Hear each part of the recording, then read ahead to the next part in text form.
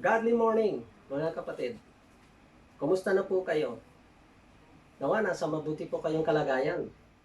Mga kaibigan, ating mga kapatid, maging nasa malayong bansa, nawa po ay patuloy po silang iniingatan ng ating Diyos na ito. Ako po'y nagpapasalamat sa umagang ito dahil sa binigyan rin po ako ng pagkakataon ng Diyos na kung saan ay magbahagi po kanya ng mensahe. Kaya sana po magsama-sama po tayo sa gawain ito. Nang sa ganon, ano man po ang ating mapapakinggan o mapag-aralan na kanyang mensahe ay mailagay po natin ito sa ating mga buhay upang patuloy po tayong makapamuhay na nakalulugod sa Diyos na ito. Lalo na po sa ganitong kapanahunan, di po ba? Kaya magsama-sama po tayo. At bago po tayo magpatuloy ay nais ko po kayong ayayahan sa isang panalangin na sa ganon ay magabayan tayo ng ating Panginoon sa ating pong gawain ito. Tayo po'y manalangin. Dakilang Diyos, kami po yung nagpapasalamat sa inyong kabutihan sa umagang ito, sa buhay at kalakasan at taglay namin. Lord God, nawa sa oras na ito sa aming pakikinig ng iyong mensahe, tulungan niyo po kaming maunawaan ito, maintindihan namin, nang sa ganun mailagay po namin ito sa aming mga buhay. At nang sa ganun, Panginoon, patuloy po kaming makapamuhay na nakalulugod sa iyo. Nawa kayo po ang malayang kumilo sa aming puso at sa aming isip. Nang sa ganon, lubos po itong maging pakinabang sa aming pamumuhay na gagawin sa aming pang-araw-araw, O God. Titiwala namin sa iyo, O Diyos, ang buong gawain na ito na kung saan ay dalangin namin ang iyong masaganang pagpapala. Sa pangalan ni Jesus, ito po aming samot panalangin. Amen. Amen. Alam niyo po, ang ating pag-aaralan ngayon ay kinuha ko po sa aklat ng mga gawa o Acts. Dito po sa Acts chapter 5 verse 29.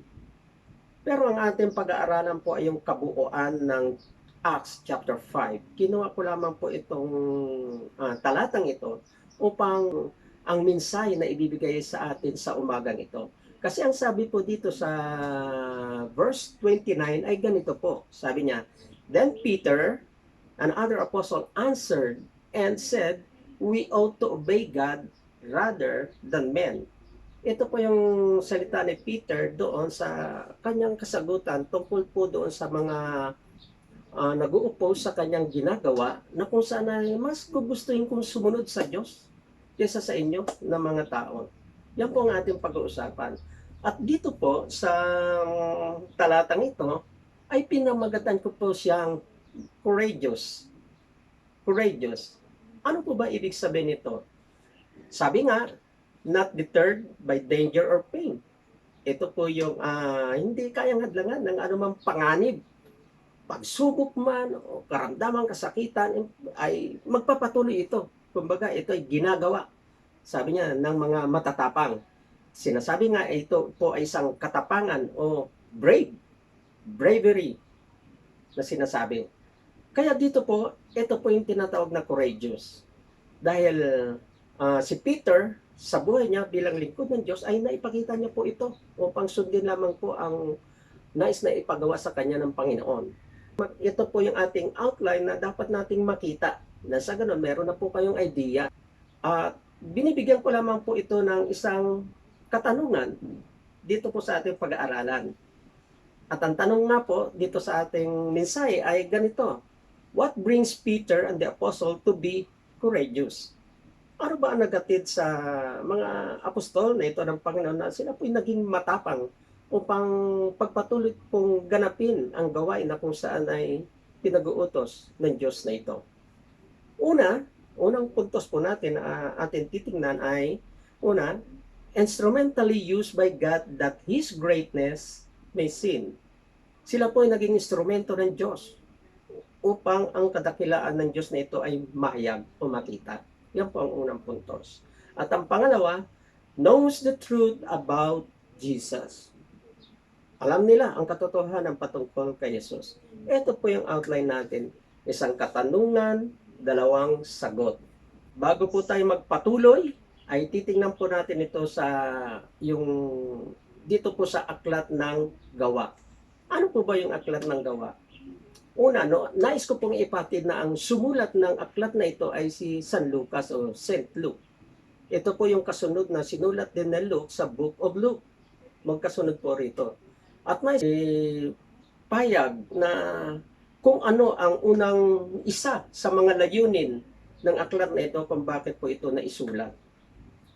Isa sa mga layunin niya. Ito po ang una. Ito po ay sinulat upang una, ipalaganap ng unang mga tagasunod ni Kristo, Jesus, ang mabuting balita patungkol sa Kanya. Opo, yun po ang una. Tapos sabi niya sa Jerusalem, sa buong Judea, Samaria, at hanggang sa dulo ng daigdig. Kasi nga po, ito ang kasaysayan ng pananampalatayang Kristiyano na nagpasimula po sa bansang Hudyo at nagpatuloy upang maging isang pananampalataya sa buong sanglibutan. At ibig tiyakin na may akda na ang Kristyanismo ay hindi mapaghimagsik. Dito po sa aklat nito, tinitiyak na hindi po mapaghimagsik ang pangkating ito ng Kristyanismo. O na kung saan ay mapaghimagsik o naghahangad na maibagsak ang Imperyong Romano. Kasi that time kasi po, ang bansang ito ay nasasakop ng Imperyong Romano. Mana pa, sabi nga, ang pananampalatayang Kristiyano ay katuparan ng reliyong Hudyo. Yan po. Yan po ang layunin una upang ipalaganap po ng mga tagasunod ni Kristo ang mabuting balita tungkol kay Jesus. At dito po ang pinaka-prominenteng figure, kumbaga, si Apostle Peter. Sino po ba si Apostle Peter? Sabi niya, Simon Peter, also known as Cephas, was one of the first followers of Jesus Christ. Yan po si Peter. He was an outspoken and ardent disciple and one of the Jesus' closest friend and apostle, pillar of the church sa Galatians 2:9. Sabi nga, Peter was enthusiastic, wrong-willed, impulsive in times and brash. But for all of his strength, Peter had several failings in his life. Still, the Lord chose him, continued to mold him into exactly who intended Peter to be. Katunayan si Peter, yan po ang nag-deny sa ating Panginoong Kristo ng 3 times. Pero but the Lord, alam niyo po, napakabuti ng Diyos sa kanya dahil patuloy po siyang ginagamit ng Diyos. At dito po nga, sa aklat na ito, ay makikita po natin kung paano po siya ginamit ng Diyos na ito. Lalo na po doon sa on the day of the Pentecost. Peter was the main speaker of the crowd in Jerusalem. Acts chapter 2 verse 14 and the following. Sabi niya, and the church began with an influx of about 3,000 believers. Bumugso po yung mga believers, halos 3,000 nang siya po ay ginamit dito, nag-preach about Jesus Christ during Pentecost. Later, Peter healed a lame beggar. Dito po nakita na kung ano yung kanyang mga nagawa sa pamamagitan po ng kapangyarihan ng Diyos. And preached boldly before the Sanhedrin sa Acts chapter 4. Even arrest, beating, and threats could not dampen Peter's resolve to preach the risen Christ. Kahit ano pa nga yung pagbabanta, na aresto, pinarusahan, pero hindi po siya napigil upang patuloy na ibalita ang nabuhay na Kristo. At dito po pumapasok yung Acts chapter 5 na ating pag-uusapan. Kasi po, kaya nga nabuo yung ating teksto na I would rather obey God than man. Kasi nga, that time ay marami pong pumipigil sa Kanya na kung saan ay patuloy niya pong binabalita ang risen Christ na ito, na ang Diyos na ito, nakita niyang ipinako sa krus at namatay, ay nabuhay. Katunayan doon sa Acts chapter 1, ay makikita natin doon na pinagbilinan niya po sila ng Panginoon. Nakausap nila, nakita nila hanggang ito po ay umakyat sa langit. Kaya ito po ang isa sa mga dahilan na maaaring masasabi natin na talagang nagpakatapang sila at hindi po sila nasisira ng loob kahit anong banda sa kanila na huwag nyo nang ibalita yan. Katunayan po ang humaharanggan dito yung mga reliyosong tao talaga. Ang pinaka po rito na umahadlang yung yung isa sa mga leader ng iglesia o ng samang ang Judaismo ay yung mga Sadduceo, the Sadducees. Alam niyo po ba, sa kadahilanan ng mga Sadducees na ito, yung patungkol na binabalita ni Peter na si Christ ay muling nabuhay, ay hindi po kasi ito pinapamaniwalaan ng mga mga Saduseo. Hindi po sila naniniwala about the resurrection. Kung kaya ito po yung nagalit pa nga po sila dito kay Peter. Yan po ang isa ng mga dahilan. At the same time, nakita nila na kung saan sa bawat salita ng mga apostle na ito ay marami pong sumusunod, naniniwala. At ang masakit pa nito, alam niyo po, doon sa chapter 4, verse 13, alam niyo po, napag-alaman nila na ito pa lang sila Peter and the other apostle ay isang ordinaryong tao, mangingisda, pero pag nag-share sila patungkol kay Kristo, ay talagang buhay na buhay. Bakit po? Bakit ganoon? Sa kadahilanan nga po na talagang si Kristo ay nakasama nila. At sa ngayon, bagamat ito ay namatay at muling nabuhay at talagang nagpakita sa kanila. Yun po. Kaya ito po ang ating mensahe. Diyan po natin dadalhin ang ating mensahe para makita natin kung bakit sila naging courageous sa kabila ng lahat ng pagbabanta ng lahat ng ito. Okay. Tako po tayo sa ating mensahe sa ngayon. Yung tanong natin, what brings Peter and the apostle to be courageous? Una, sabi ko, unang puntos natin ay ito. Instrumentally used by God, that His greatness may seen. Yun po ang una. Paano po sila ginamit ang Panginoon dito? Una, healed the sick. Verses 15 to 16. Diyan po natin makikita na kung saan ay instrumentally ginamit po rito si Peter upang magpagaling po na may sakit. Ito po kasi sinasabi ng mga talata. As a result, people brought the sick into the streets and laid them on beds and mats, and so that at least Peter's shadow might fall on some of them as he passed by. Crowds gathered also from the towns around Jerusalem, bringing their sick and those tormented by evil spirit, and all of them were healed. Imagine niyo po na ginamit siya ng Panginoon sa ganitong pangyayari upang ipahayag lamang po yung kadakilaan ng Diyos. When you say, yung greatness ng God, ito po ba yung pagpapakita ng Diyos ng kanyang mga kahima-himalang gawain? Na kung saan ay ginamit po rito si Peter. Imagine niyo po yung anino, pag dinaanan ni Peter na nakakapagpagaling po. Di po ba nakakagulat yun? Pero hindi po si Peter ang nagpapagaling o ang shadow, kundi yung kapangyarihan ng Diyos na inalaw na sila po ay gamitin dito upang makita ng mga taong ito na talagang makapangyarihan itong Diyos na ikinikwento ni Peter. Pangalawa po, freed from prison. Mababasa po natin yun sa verses 19 to 20. Kasi po na makita po nila yan, ay na marami po lalong nagalit at pinapatigil sila kasi nagka-epekto po ito doon sa paniniwala ng mga Hudyo na kung saan ay nagkakaroon ng kaguluhan. Pero alam niyo po, nang sila po ay kinulong, ito rin po ang pangalawang kahima-himalang ginawa ng Diyos sa kanilang buhay. Yung kanyang greatness, isang anghel ang nagpabukas ng pintuan upang sila po ay makalabas sa kulungan. Sabi niya, but during the night, an angel of the Lord opened the doors of the jail and brought them out. Go, sabi niya, stand in the temple courts and said, and tell the people the full message of this new life. Inutusan sila ng Panginoon. Imagine niyo ba, lumabas sila. Pero sa kanilang paglabas, hindi po ibig sabihin na tumigil sila. Bago sinasabi, ay magpatuloy pa at ibigay ang mensaheng ito. Imagine niyo po yan ha. Kung kayo po ay nakulong, palabasin kayo. Siyempre, uunahin niyo po yung magbigay ng mensahe, magpapahinga po kayo. Di po ba? Pero kakaiba po ang mga taong ito. Kaya ang pangatlo, sabi nga, continued teaching in verse 25. Sa paglabas nila, tuloy-tuloy po ang kadalang gawain. Sinasabi nga po dyan, maaga pa Siguro wala pa po mga almusal ito. Kaya sabi niya, then someone came and said, look, the men you put in the jail are standing in the temple courts teaching the people. Imagine niyo po, nang binuksan yung kulungan, nakita nila wala na po yung mga preso doon. Bagkos, sabi ng gwardiya, ay wala po doon ang mga preso. Nandoon na po, sabi may nakakita, nangangaral na naman sila sa temple courts. So makikita po natin dito kung paano po sila ginamit ng Diyos.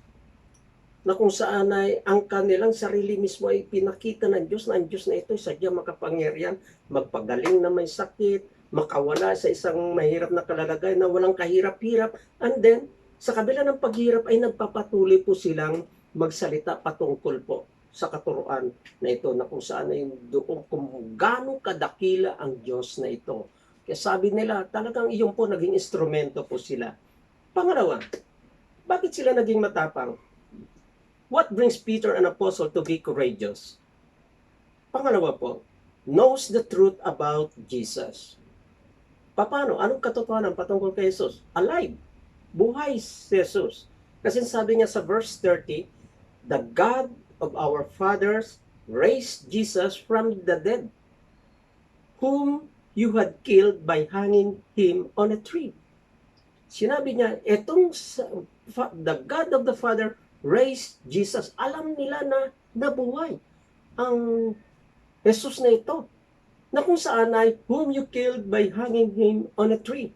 Alam niyo po, sinasabi lang na ito dahil doon sa Deuteronomy chapter 21, 22 to 23, na kung saan ay sinasabi niya na, kasi po, that time, ang namamatay po sa tree o sa isang katulad na yung cross, ay meron pong sumpa.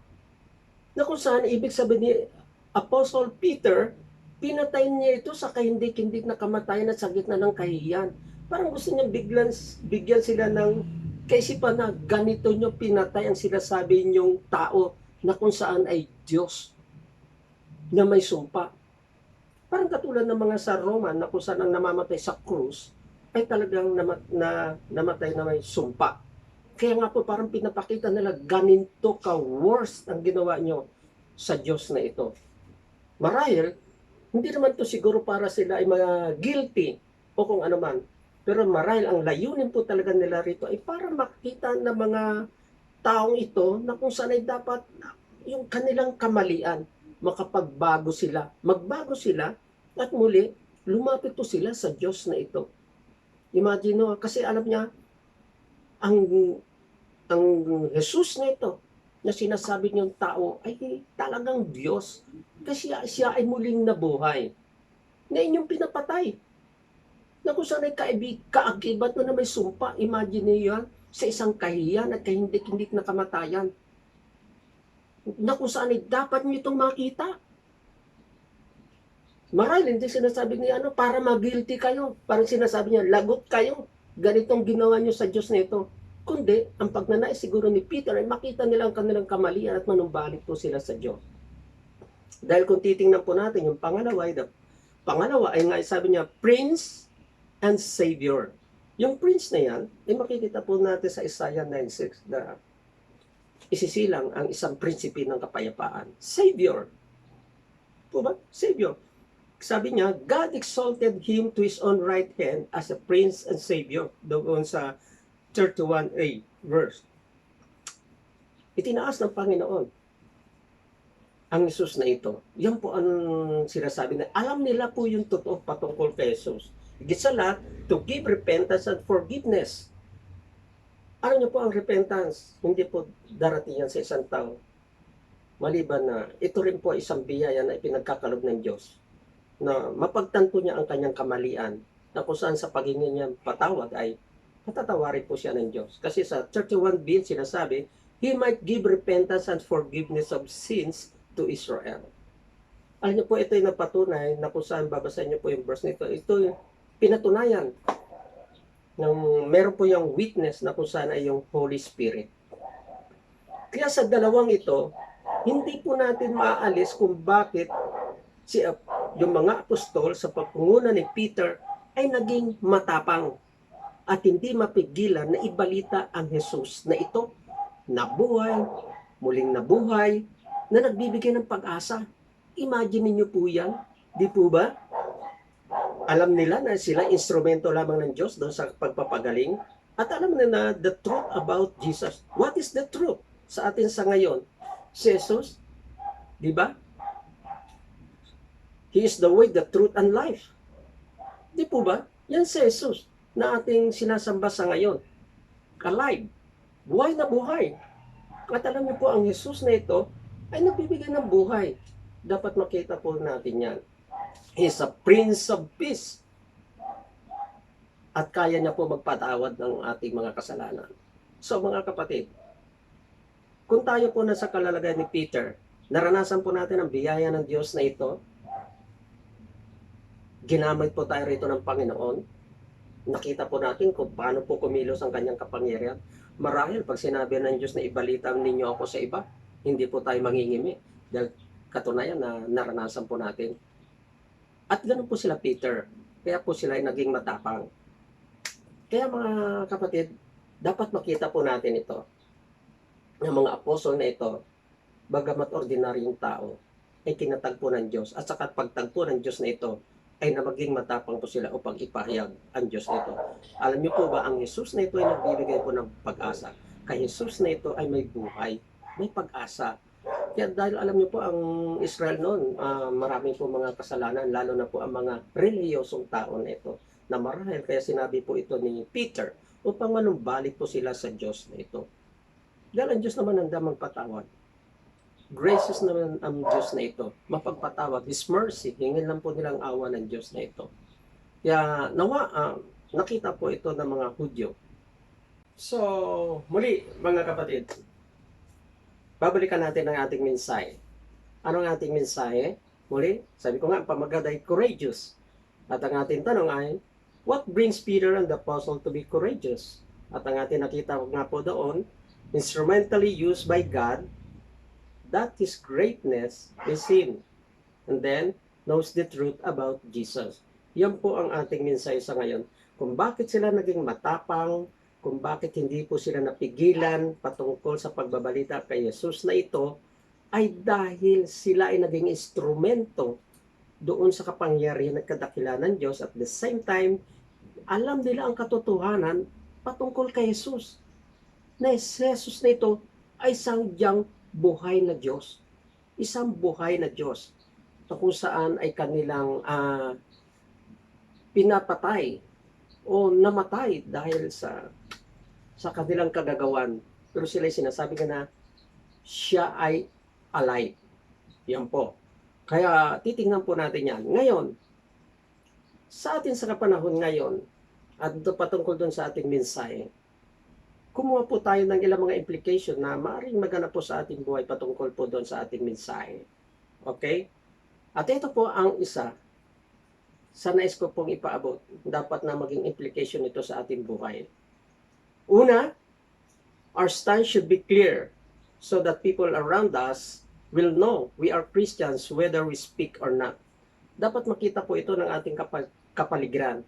Malinaw sa kanila sa atin na tayo ay Kristiyano. People around us, hindi man tayo magsalita o anuman, dapat sa ating kilos pa lang nakikita na po nila kung sino tayo at kung anong klase tayo.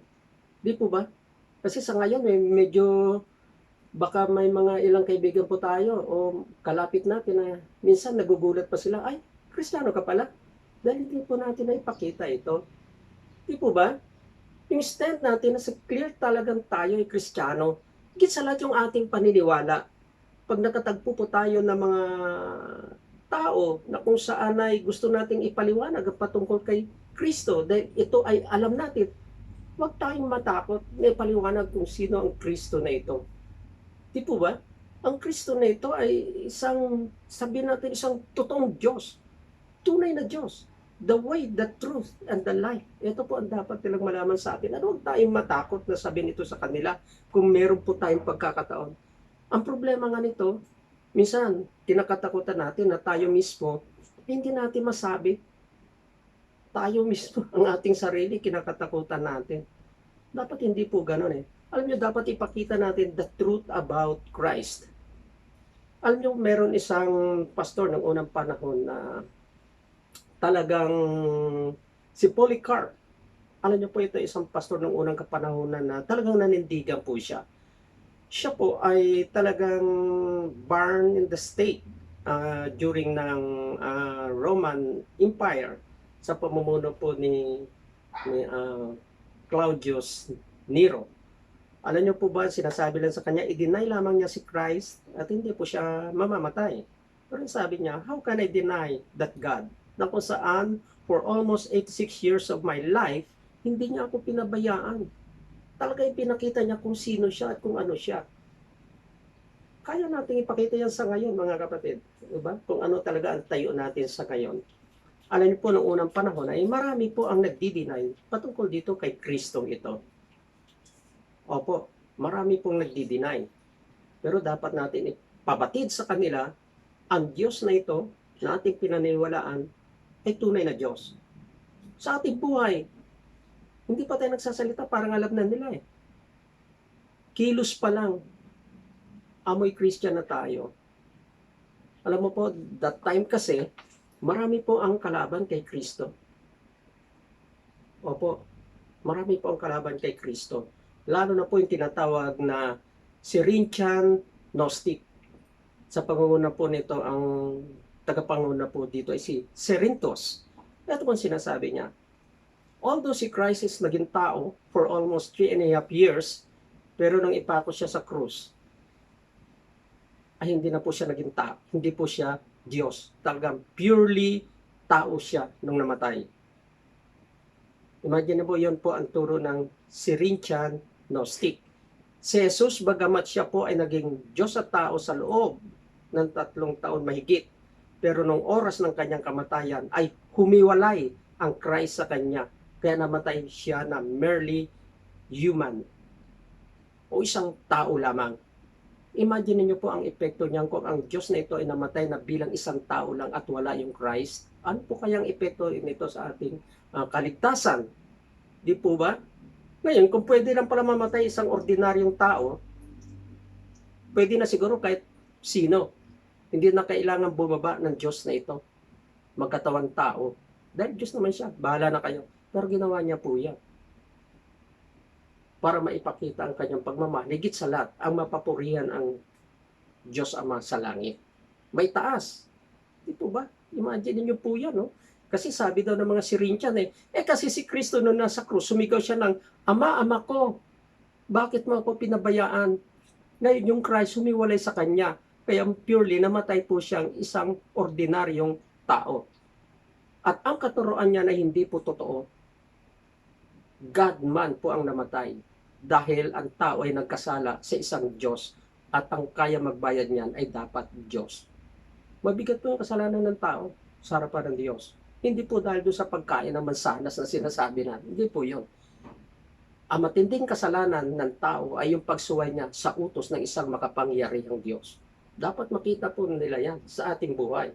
Kaya yung stand natin as a Christian, ang ating nalalaman, dapat kung alam natin na si Jesus ay totoong Diyos, tao pero totoong Diyos, dapat ipakita po natin at paliwanag natin yon. Kahit doon po sa mga nag-uupos sa atin. Pwede po naman natin sabihin yan, hindi po ba? Kaya yan po, dapat yan ang isa sa mga implications sa atin. Huwag po tayong matakot na ipahayag po ang totoo patungkol kay Kristo. Pangalawa, we must not exchange the wealth of this world and be far from Him. Huwag natin ipagpalit yung kayamanan. Minsan po, alam niyo po, nag-accumulate tayo ng maraming kayamanan. Buti nga kung meron, kung wala. Minsan naiwanan po natin ang Jesus na ito. Alam niyo po ba? Wala naman po itong mga kayamanan natin sa lupa Katunayan, ma-enjoy lang po natin yan ngayon. Pero darating ang panahon, bali wala na rin po yan. Dapat isama po natin ito. Hindi po natin pagpapalit ang ating mga gawain, ang patungkol sa Diyos na ito. Yung nakalulugod sa Diyos, nagagawa natin. Sa katunayan, sa ngayon nga po na pandemic yung mga gawain natin, nalilimutan po natin sa Diyos. At minsan, ang inaasikaso po natin ang ating pagkangailangan, yung ganito, yung ganon, yung proteksyon. Kasi marami po tayong kinakatakutan. Kaya yung mga gawin na para sa Panginoon ay sineset aside natin. Tandaan po natin, isama po natin ito. Alam niyo po yung makukuha natin dito sa mundong ito ay para sa mundo lang ito. Pero kung kayamanan ng panglangit ang kunin natin, eternally, ay mararanasan po natin yan. At walang umpay. Di po ba? Dapat we must not exchange the wealth of this world. Ano bang kayamanan ng mundong ito? Mas maganda ipapalit sa atin ng Diyos pagdating ng panahon. Di ba? Walang hanggan. Walang kapares at walang katulad. Dapat yun ang bigyan natin po ng pansin, mga kapatid. And higit sa lahat, we must be courageous to preach the gospel that others may know that there is God that saves. Ulit we must be courageous to preach the gospel that others may know that there is God that saves. Alam niyo po doon sa Gawa chapter 4 verse 12, sinasabi rito, alam niyo po ba, walang inilagay sa silong ng langit na sukat ikaligtas ng tao kundi ang pangalang Jesus. Dapat ipakita po natin yan. Alam niyo po, ang mundong ito ay pasira at pabulok. Ibalita natin sa mga tao na nanlulupaypay at nawawala ng pag-asa na mayroong pag-asa kay Jesus. Si Jesus ang pag-asa. Kaya huwag po tayong mangimi o matakot. Dahil alam natin na ang Diyos na ito ay sadyang mabuti at mapagbiyaya. Amen? Yun po ang gawin natin mga kapatid. Kaya ngayong umaga, nagpapasalamat po ako sa Diyos dahil ito sa maikling pag-aaral natin ay nawa, may makuha po tayong aral at maisagawa rin po natin. Bilang mga Kristiyano sa kapanahonan natin ngayon ay huwag po tayong matakot sa mga maaring kasadlakan natin kung tayo po ay naghahayag ng mabuting balita o ng gospel about sa Diyos na ito, kay Kristo. Kasi ang mensaheng ito ay nagbibigay ng pag-asa at maghatid po sa kanila ng mapayapa at maayos na pamumuhay. Tingnan mo tayo, hindi po ba? Kaya praise God. Dahil kahit sa gitna ng maraming pagsubok, lalo na po sa pandemyang ito, ay narito, iniingatan po tayo ng Panginoon. Alam niyo po, napakalaking bagay nito para sa ating kanyang mga anak. Kaya, mga kapatid, muli, maraming salamat po sa inyong pagsama at sa pakikibahagi ng gawain ito. At ako po ay dumadalangin na sa araw nito, maranasan niyo po ang masaganang biyaya na nagmumula sa Diyos. Amen? Kaya tayo po ay saglit na manalangin. Dakilang Diyos, kami po ay nagpapasalamat sa iyong kabutihan, sa inyong mensahe. Nawa Lord, ang buhay namin ito ay patuloy pong maghahayag na iyong kadakilaan. Bigyan niyo po kami ng tapang, ng boldness, O God, upang ipahayag po namin kung sino kayo at kadakilang Diyos sa aming buhay. Kaya Lord, sa inyo po namin itinitiwala ang aming buhay, ang iyong proteksyon, maging ang aming pangangailangan, O God. Dalangin ko rin po, Panginoon, maging ang aming mga kapatid na nasa malayong bansa, at saan man po sila naroon, Panginoon, maging ang lahat na nakarinig na mensaheng ito, Lord. Ingatan niyo po sila, pagpalain, O God, nawa ang bawat isa ay manatili sa iyo, dahil alam namin, O Diyos, na sa inyo lamang po ang isang safe na lugar, O God. Kaya Lord, dalangin din namin ang aming bansang ito. Patuloy niyo rin pong ingatan at pagpalain ang aming mga leaders sa pangunguna ng aming Pangulo, O Lord. Kayo rin po ang magbigay ng karunungan at kaalaman sa lahat ng mga tagapanguna ng aming bansa upang itagoy po ang aming bansa ng tama at maayos. Kaya Lord, salamat po muli at nawa ang buhay namin ito ay patuloy po namin may paglingkod sa isang napakadakilang Diyos. Kaya purihin ka, Panginoon, sa iyong kapangyarihan at kadakilaan sa aming buhay. Sa pangalan ni Jesus, ito po aming samot panalangin. Amen and Amen. Praise God.